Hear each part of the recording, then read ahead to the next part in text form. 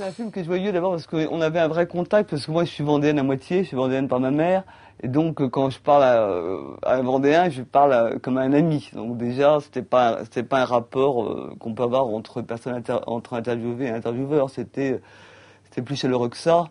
Et puis voilà, donc et pourquoi est-ce que les Vendéens sont gays? Ils sont Vendéens, je sais pas, ils sont gays parce qu'ils étaient contents que j'arrive avec ma caméra, contents pour une fois qu'on leur demande pourquoi, qu'est-ce que c'était qu'être Vendéen, ils étaient contents de parler, contents qu'on s'intéresse à eux, contents de parler de la Vendée. Voilà, je vous propose de regarder la conclusion de ce film. C'est un agriculteur des herbiers qui prend plaisir à refaire les gestes de son grand-père. Alors pour lui, bien sûr, la Vendée a considérablement évolué, mais au fond, finalement, rien ne change vraiment. Extrait.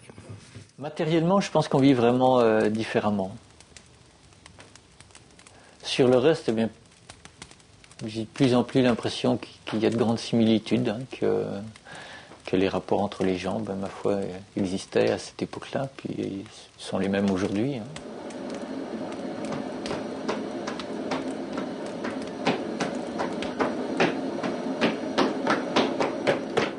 Pourquoi je boulange?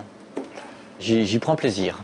J'y prends plaisir, peut-être parce que c'est des gestes qui ont été faits par les générations précédentes, tout simplement. Dans ce fournil, je pense que mon grand-père a boulangé un petit peu avec sa mère. Un petit peu, puisqu'ils ont dû arrêter de boulanger en début 1900.